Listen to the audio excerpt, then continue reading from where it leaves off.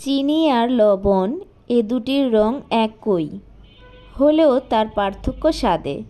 তেমনি মানুষ আর অমানুষগুলো দেখতে পুরো এক, কিন্তু পার্থক্য তাদের চরিত্রে। হ্যালো এভরিওয়ান, আসসালামু আলাইকুম। আপনারা সবাই কেমন আছেন? আশা করছি ভালো আছেন।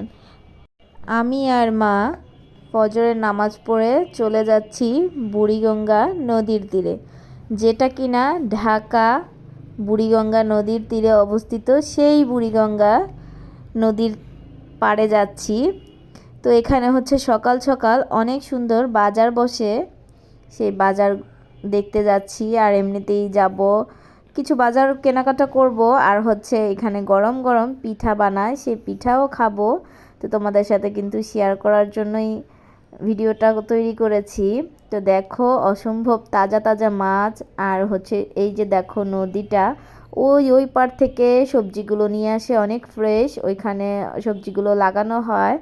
আর নদীটা কিন্তু যখন পানি থাকে পুরো অনেক বড় দেখা যায়। এখন কিন্তু পানিগুলো শুকিয়ে কচুরিপানা দেখো কত হয়েছে। তো এই জন্য কিন্তু নদীটা ছোট্ট দেখা যাচ্ছে। আর এখানে হচ্ছে চারা বিক্রি করতেছে 20 টাকা পিস করে। লাউয়ের চারা, অনেক কিছুর চারা আছে, মরিচের চারা, আর অনেক তাজা তাজা সবজি তো আছেই বললাম। আর এখানে যেহেতু মানুষ হাঁটার জন্য আসে সকালবেলা, এখানে হচ্ছে হাঁটার জন্য জুতাও আছে। তো চাইলে কিন্তু আপনারা জুতাটা কিনতে পারেন। আর হচ্ছে এই রেস্টুরেন্টগুলো সন্ধ্যার পরে একদম জমজমাট থাকে। তোমাদের তো এই রেস্টুরেন্টের ভিডিও দিয়েছিলাম, খেতে অনেক অসম্ভব মজাও খাবারগুলো।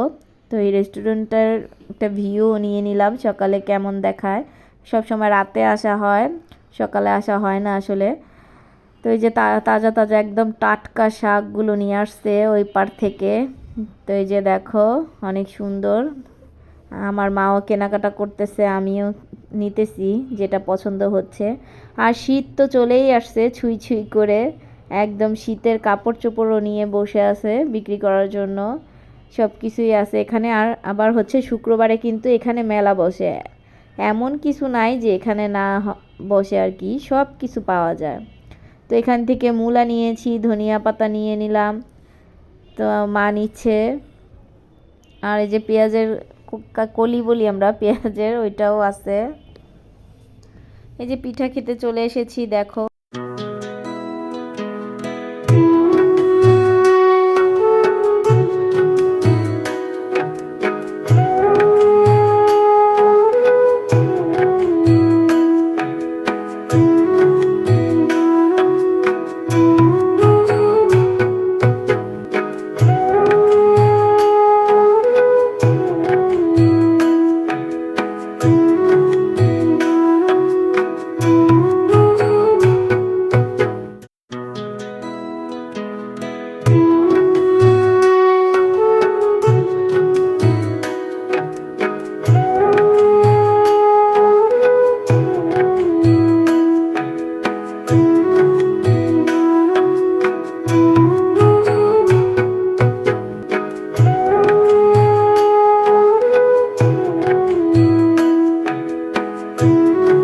অবশেষে অনেক কষ্টের পরে, অনেক যুদ্ধের পরে পিঠাগুলো পেলাম। আমার মা একটা নিল আর আমি একটা নিলাম। পিঠাগুলো 10 টাকা করে বিক্রি করে, আর হচ্ছে 3 পদের ভর্তা দিয়েছে, খেতে অসম্ভব লেগেছে। তো চলে আসছি বাজার করে। আর হচ্ছে এই পেয়ারাগুলো নিয়ে এসেছি। পেয়ারাগুলো এত মজা ছিল, মনে হচ্ছিল যে গাছের পেয়ারা, মানে এত মিষ্টি, আর একটা টেস্ট ছিল অনেক। আর আমাদের বাড়িতে একটা গাছ আছে, সেই পুরো সেম গাছের পেয়ারা। তো অনেক মজা লেগেছে পেয়ারাগুলো। তো রোদেলা সামনে বসে আছে, ওকে বলতেছি নাও পেয়ারা খাও। ও এখনও মুখ ধোয়নি, বলতেছে তুমি আমাকে কেটে দাও, আমি খাচ্ছি। তো রোদেলার জন্য একটা মুরগি নিয়ে আসলাম, আমি বাজার করেছি। রোদেলার বাবা তো নসুন্দি থাকে, জন্য করতে পারে না সব সময় বাজার। আর রোদেলার জন্য রোদেলার ফেভারিট একটা পাঙ্গাস মাছ নিয়েছি। তো বলতেছে মা তুমি কি এটা কাটতে পারবে? আমি বলতেছি ইনশাল্লাহ কাটতে পারবো। ও অনেক খুশি, এত বড় মাছ তুমি নিয়ে এসেছো আমার জন্য। আমি বলতেছি হ্যাঁ। তো ওকে ওই যে পেয়ারা কেটে দিলাম। ও বলে আমি বারান্দায় বসে বসে খাবো না ঘরে খাবো, আমি বলি ঘরে খাও। আর হচ্ছে দেখো এই যে আমার পুঁইশাক গাছটা, এটা মাশাল্লাহ অনেক সুন্দর হয়ে বড় হইতেছে, আর কালারটা একদম সবুজ, অনেক সুন্দর হচ্ছে। ওই যে সার দেই, এই জন্য ভালো হচ্ছে। দোয়া করবে আমার পুঁইশাকের জন্য। আমার তো এর ফাঁকে হচ্ছে আমি মুরগি কেটে নিয়েছি, মাছও কেটে নিয়েছি। মাছ 5 ভাগ করে রেখে দিব। রোদেলা বাবা কিন্তু পাঙ্গাস মাছ খায় না, মা মেয়ে খাবো। তো ওই যে ভাগ করে রাখলাম, ফ্রিজে রেখে দিব। মাছ রান্না করব না আজকে, আজকে হচ্ছে বিরিয়ানি রান্না করব, মুরগির বিরিয়ানি। তো মুরগিটাকে আগেই কিন্তু রান্না করে আলাদা করে রেখেছি, আর এই যে পোলাওটা রান্না করলাম। তো সব শেষে আর কি ঢেলে মিশাবো। আর এই চালটা কিন্তু রোদেলার দাদি, মানে গ্রামের চাল, রাজশাহীর চাল। তো ওইটাই আজকে রান্না করতেছি। তো রান্না হয়ে গেছে, রোদেলা খাওয়ার জন্য রোদেলাকে দিয়ে দিলাম, আর আমিও খেয়ে নিয়ে নিলাম ওর সাথে সাথে। তারপর বিকালবেলা হচ্ছে আমার নানির বাসায় আবার গেলাম, আমার মা, আমার খালা, আমার মেয়ে, আমি। তো নানু হচ্ছে আমাদেরকে পেঁপে দিয়েছে, কলা দিয়েছে। ওগুলা খাওয়ার পরে মনে হলো যে আপনাদের জন্য একটু ভিডিও করি, না হলে কি দেখাবো। আবার হচ্ছে চা, বিস্কিট, চাল ভাজা এগুলা খাচ্ছি, তখন একটু ভিডিও করতেছি। তো চাটা অনেক মজা হয়েছে, নানু বানিয়ে দিছে। আর এই যে বিস্কিটগুলা দিয়ে রোদেলা খাচ্ছে। খেয়ে দিয়ে রোদেলা এমন একটা ঘুম দিছে, আমার নানির ঘরে ওকে উঠায় নিয়ে আসতে পারতেছি না। আর ওর বাবা এখান দিয়ে ফোন দিয়েছে, নরসিংদী থেকে আসতেছে। তো এই জন্য আমি ঘরে এসে আবার রান্না বসায় দিলাম, ভাত বসাইছি আর ডাল এখানে।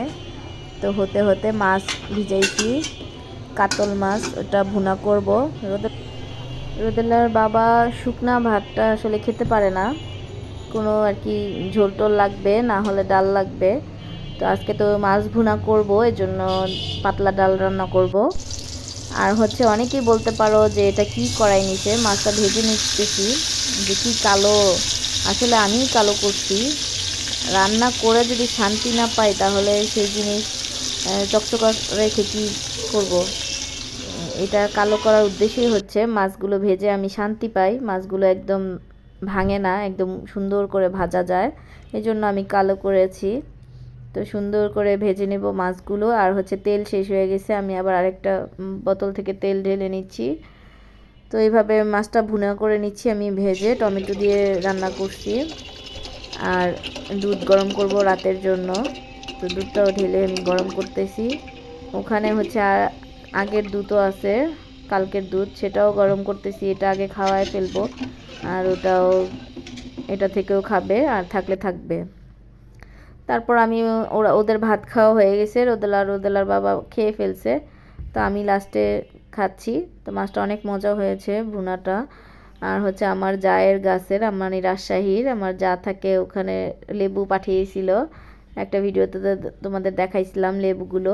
তো এই লেবুটার গ্রান এত সুন্দর, এটা দিয়ে খেলে একদম তৃপ্তি সহকারে ভাতগুলো খাওয়া যায়। তো ভিডিওটা যারা শুরু থেকে শেষ পর্যন্ত দেখেছো তাদেরকে অসংখ্য ধন্যবাদ। অবশ্যই একটা লাইক, কমেন্ট, শেয়ার এবং সাবস্ক্রাইব করবে, তাহলে অনেক উৎসাহ পাই আরেকটা ভিডিও বানানোর জন্য। তো অবশ্যই কিন্তু আমাকে সাপোর্ট করবে। তো আবার সবাইকে বলতেছি অনেক অনেক ধন্যবাদ। সবাই ভালো থাকবে, সুস্থ থাকবে, আমার জন্য দোয়া করবে। আল্লাহ হাফেজ।